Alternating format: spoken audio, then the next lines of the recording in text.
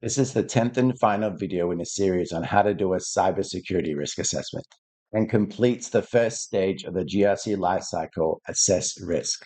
In the previous video, we used the key points from our report to write the executive summary. Now we will finish the risk assessment process by reviewing our own report, getting client feedback, and then finalizing the report for release. Starting out by reviewing our own report, we need to make sure our draft report is ready for peer review. Peer review being review by someone else in our company or organization, generally someone senior to you in the organization who has more experience doing these sort of reports. This means doing a thorough read through of our own report, making sure everything makes sense, that things are correct, the formatting is consistent, and then making any required corrections or changes based on our observations. Once you've read through your report and you feel it's ready for review, you can then send it to the designated person to do the peer review. If you don't know who is reviewing your report, you need to find out so you can send it to the right person.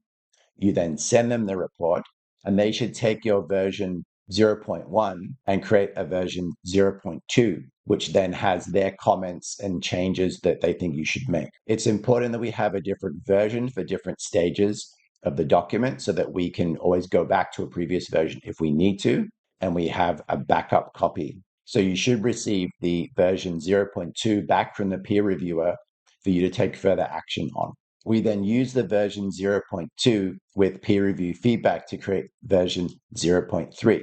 This means we need to read through any comments or suggested changes in version 0.2, asking any questions or clarifying things as needed to understand what the suggested changes were, why, and then if we should make them or not. In some cases, the feedback will be telling you to change something. In other cases, it will be suggesting that you change something or just asking you a question because maybe you didn't think about things a certain way. It's to prompt you to think more about your own work instead of just someone telling you what you should do.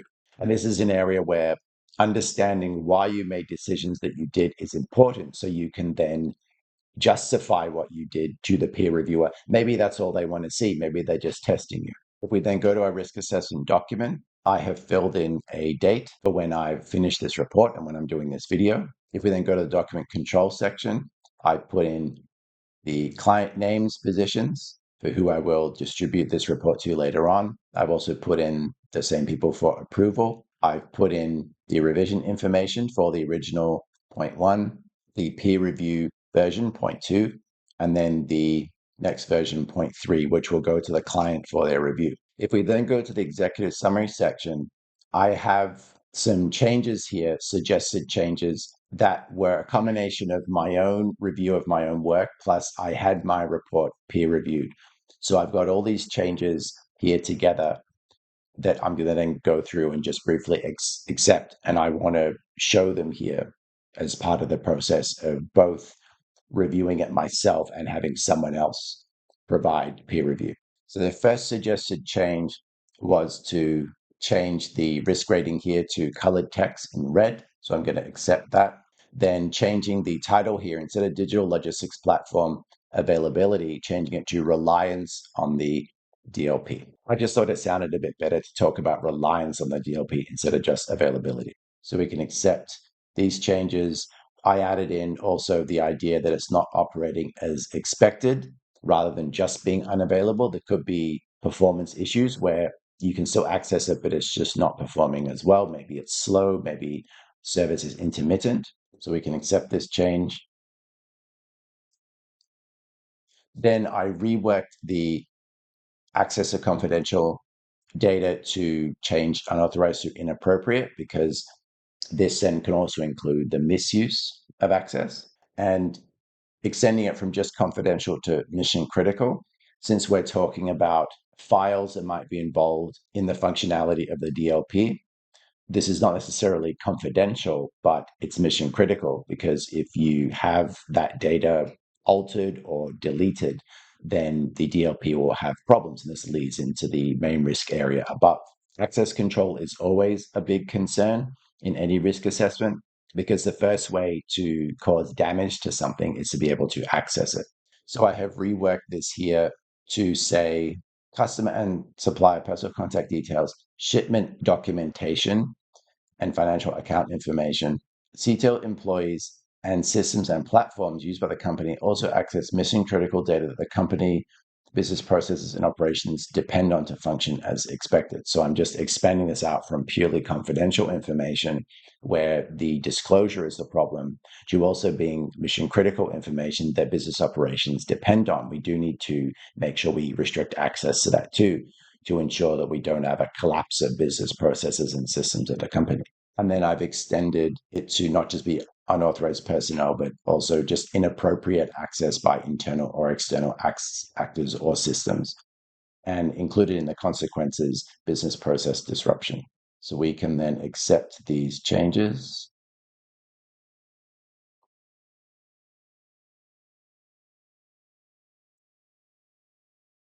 I then added a new area down the bottom because security awareness and incident response and recovery are very important and they do overlay a lot of other things.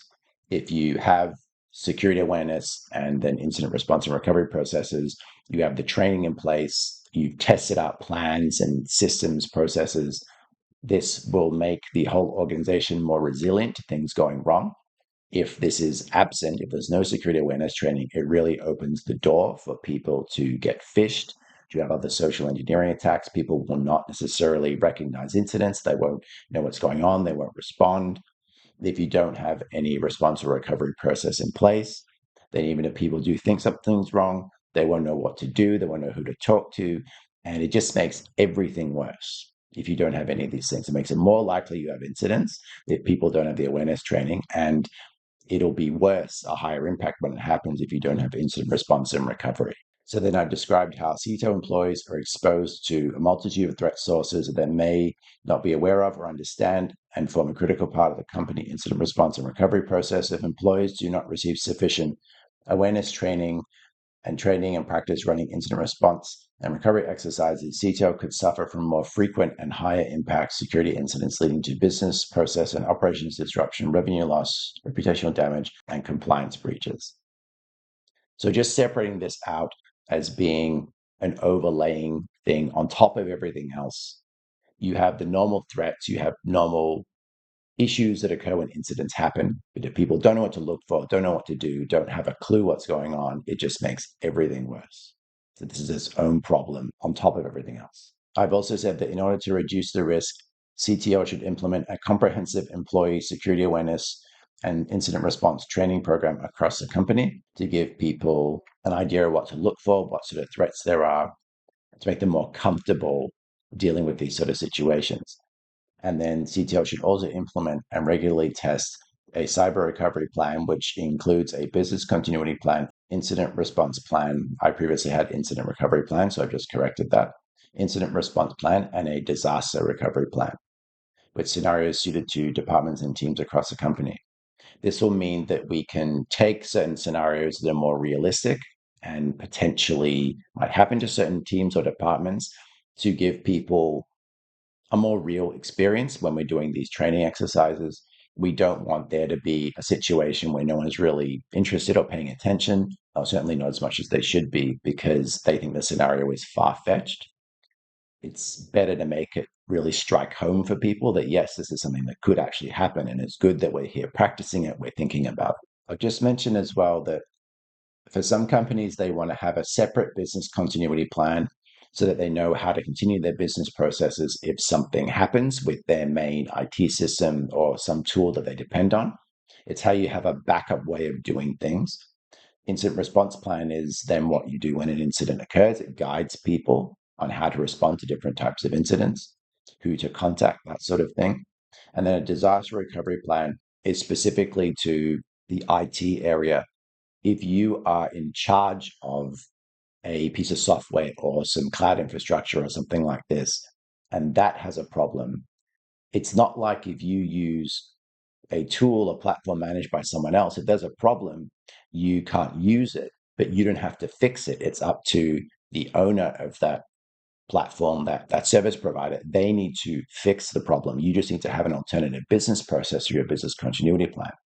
But if you manage IT resources yourself, if you have your own cloud environment, you write your own software, you host it, this sort of thing, You need to fix that because no one else is going to fix it for you. So that's what a disaster recovery plan is, specifically when your IT infrastructure or systems that you manage yourself, when they have a problem, this is how you get that up and running again. Some companies have these three things as separate documents. Some have them combined into a single document with different sections. So that's what I'm doing here. Because CTL is not an enormous company, I'm trying to keep it a bit more manageable for them by just putting this single document in place. If we go down to the risk summary table, I've just added in a brief description here, giving more information about the table below, including explaining what the inherent and target risk ratings are, keeping in mind that people who read the report may not know much about risk management and the sort of terminology that we're using. So we're just making it a bit easier for people rather than forcing them to have to go down to the glossary of the report to find out what these words mean. And as then explaining here, if they want to see more detail about the risk, they can go down to the risk findings section of the report. Just accept these changes. Then for scope exclusions, I put in a small note about physical security being excluded from the assessment. And then just a slight addition to this sentence here. For risk one, I added in an extra threat source. Since we're talking about sharing of information, it could be accidental sharing, where someone sends files to the wrong person completely, or it could be oversharing, where maybe someone shares it with people who they think need access, but they don't really. Wasn't so much an accident, but just maybe a misunderstanding about who actually needs it, or it could be sharing some information with someone who needs it, but then giving them more information than that person actually needs. So it could be having more people involved than are required, or having more information that's involved than required to a given number of people. Then for the other access control risk in a similar way, it's not just about ignorant employees who might misuse their access. There may be untrained employees who don't understand the sensitivity of data that they're dealing with. Just another situation that might lead to misuse of access. Then going down to Appendix E, Threat Intelligence, I included some extra entries here. There is the Transported Asset Protection Association, which is a supply chain security and resiliency organization. And they give guidance to common threats to supply chains, to logistics companies. So this would be useful for CTL to understand the sort of threats that exist within their industry. And the Cybersecurity and Infrastructure Security Agency, CISA, in the United States, can also provide advice relevant to logistics and transportation critical infrastructure. Get rid of this bit. I've also included a data classification guide. This depends on who the client is, what sort of data classification they have, if they have any. If you work with the government, for example, it's basically guaranteed that they're going to have some sort of system to classify information. A company, probably not. So I'm going to get rid of this for this report, but I've included this here just because you may encounter this if you've got a government client. Now that we've finished reviewing our report, we've had it peer reviewed. In my case, I've gone through the different comments and I've accepted them. We're now ready to give version 0.3 of our report to the client. In my case, I'm not really going to simulate a client review of the report, but I'm just going to go through the sort of things that you would do. Similar to the peer review, we need to find out how the review is being done in terms of who it needs to go to, firstly, but then also, are you going to go through the document in person by, say, putting it up on a screen, using a projector? Are you going to do some kind of virtual meeting, some kind of video chat? Or are you just going to email them a copy? If emailing it to them, make sure this is done securely by encrypting the file first. Don't just email it as it is. But most importantly, just be ready to run through your report and answer questions that people may have. The questions tend to be on the basis for the risks that you chose and the ratings for those risks. You need to be ready to work with the client to have a discussion and reach a mutually agreeable conclusion. Ultimately, the client is paying for you to do this report, so they are the customer. We do have to listen to what they have to say rather than just ignoring them. But at the same time, you are also an independent consultant who's come in to provide an unbiased outside perspective. So we need to try to take these two positions and reconcile some sort of middle ground that is sensible and reasonable for everybody. Having received feedback from our client, we can now finalize the report. This means we need to prepare the version 1.0 report. We need to create that document. We need to copy the document and upgrade the revision to 1.0. We need to include any changes that we agreed with the client based on the client review and feedback stage. We need to make any final changes or corrections. We need to do one final read through ourselves in case we find any more issues and then make any final changes or corrections. Then we can email the report to our clients securely for them to sign a copy of it. Alternatively, you may also share the report by, for example, uploading the file into a cloud storage folder that only appropriate people have access to. So the client can then download it and sign it. Okay, so we can now add in the final revision information. Now we have version 1.0. Having finalized the report, we can release it officially to the client.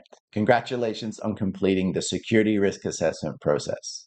Now you know how to do a cybersecurity risk assessment and you can show it. As promised in the first video in this series, in the description of this video, I've included a link to download the complete cargo trailer logistics risk assessment, and the draw.io files are used for the business process and technical diagrams. We have also completed stage 1 of the GRC lifecycle. In the next video, we will begin the next stage of the GRC lifecycle, assure controls. We will take the security controls recommended by our security risk assessment, and we will determine if these are in place and working correctly or not by doing a controls validation audit. If you have any questions on anything we've covered in this cybersecurity risk assessment series, let me know in the comments. Thanks for watching.